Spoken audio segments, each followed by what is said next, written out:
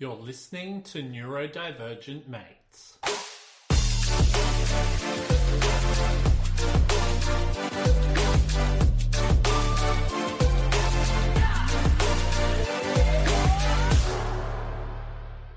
Hello and welcome to another episode of Neurodivergent Mates. I'm your host, Will Wheeler, and this is the 15-minute chat.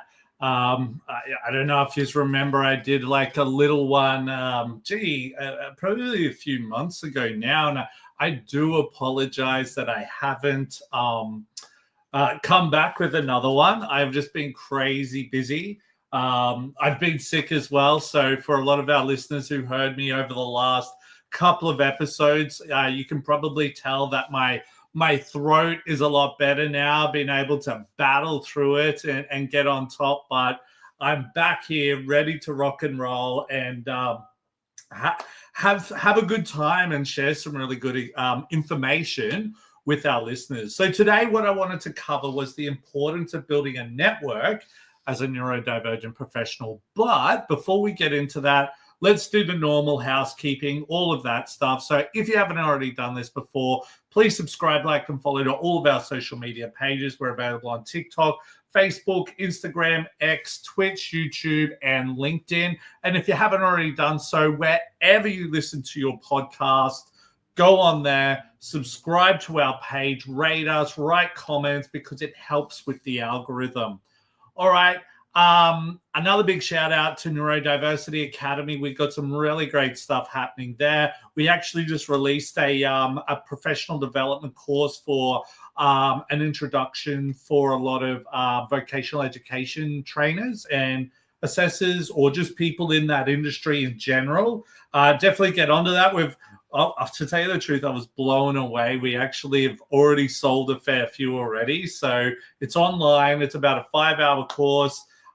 Really good for its money. Definitely go to our website and check that out there. Got some really great stuff happening there. And just normal type of thing. Warning, some discussions may be triggering. If you need help, please reach out to a loved one or call emergency services. I am not a doctor. This is a space for sharing experiences and strategies. And please, if you do have any questions while I'm going through the live version like I am now, please just pop it into the comments. And if I'm still on here, I'd be happy to answer them for you. Great. Let's get stuck into this. So like I said, the importance of building a network as a neurodivergent professional. So, I think the biggest thing is why networking matters for neurodivergent professionals. And, I come across a lot of neurodivergent people and they're like, oh, I just can't do that, or whatever that looks like. And, it can be daunting.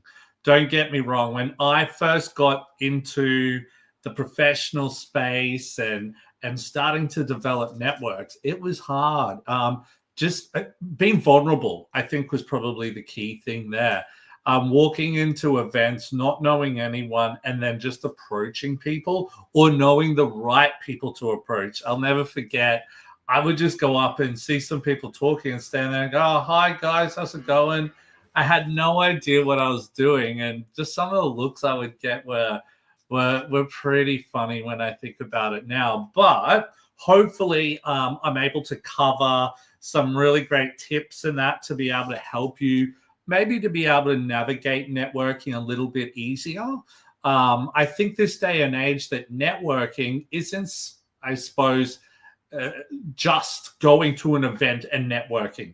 I think we can connect with people online these days and really build that professional presence without having to go into certain areas, whatever that might look like there. Networking events, I should probably say.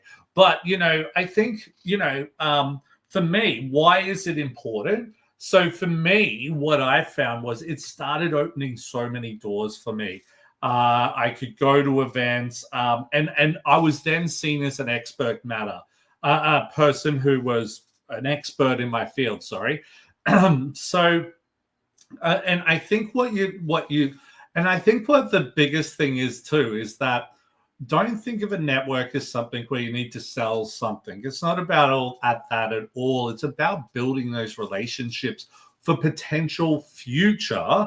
Um, um, could be sales in the future. It could be a lot of things. Could be jobs. Some jobs that I've got in the past have definitely, building my brand and building who I am and knowing people has definitely helped me when I've been able to apply for jobs or reach out to people, or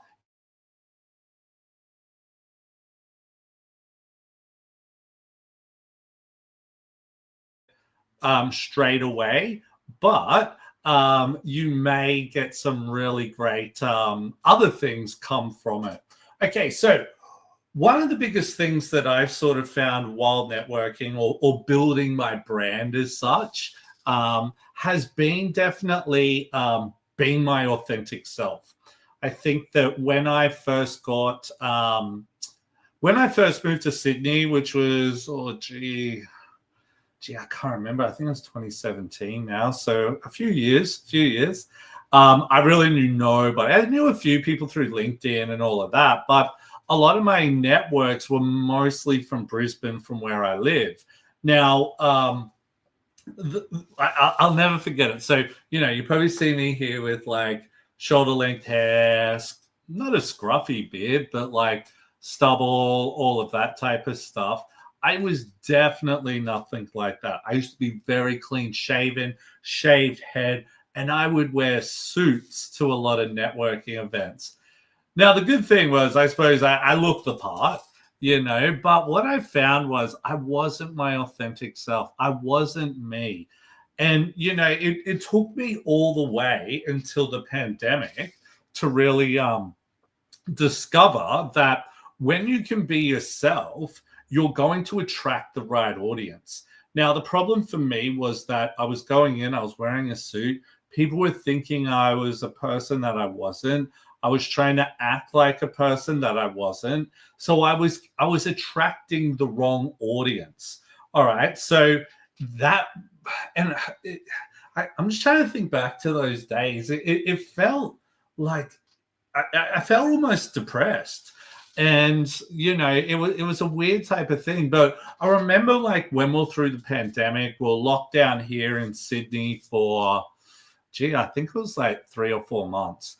And I remember I had a lot of time to think. My partner was working all the time, and I was just stuck at home. So I had a lot of time in my head, which definitely isn't good as a ADHDer.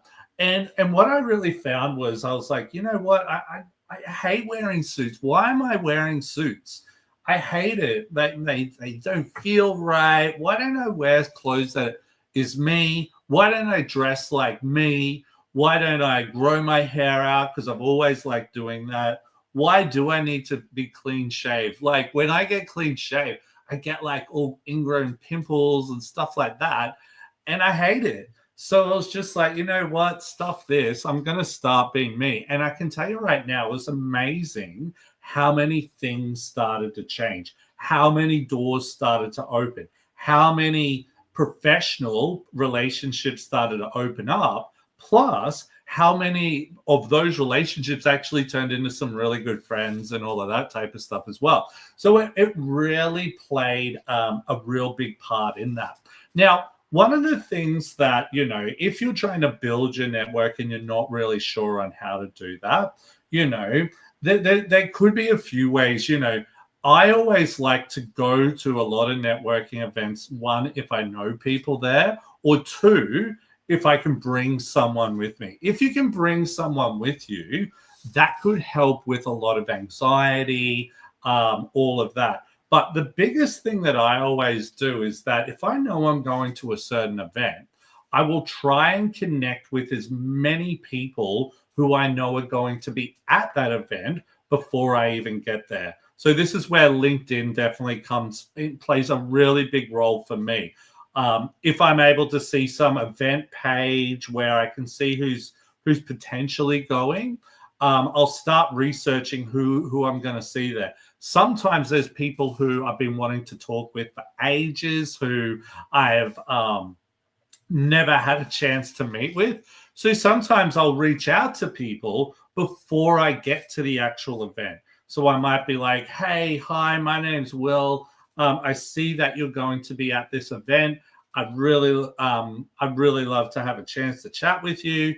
You get there, you start a conversation. It sort of like makes it a little bit easier because you've really worked hard on building that relationship online before you actually get there. All right. So that's what's really helped me sometimes to be able to, I suppose, feel a little bit more comfortable while while building my networks and all that, and being able to just have a good time, all of that type of stuff.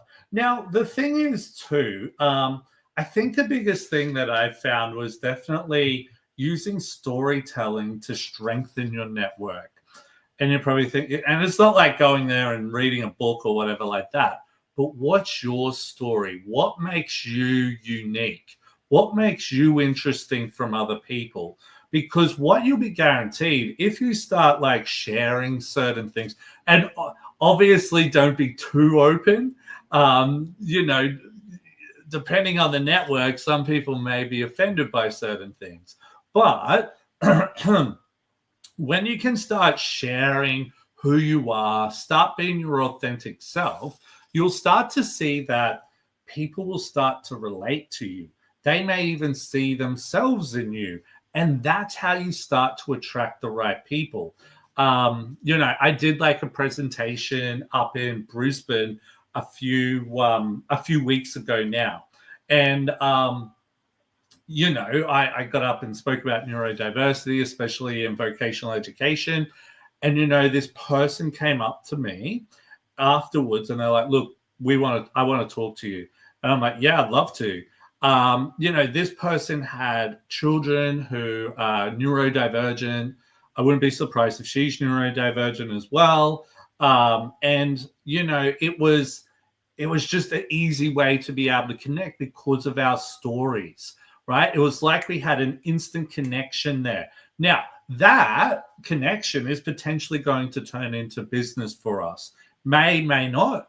But at the end of the day, if it does, at least I've made that connection there because we don't know what that may turn into in the future there. So I think a big thing is to remember as well is that, especially if we're in business or whatever that is, don't look at it as trying to sell stuff.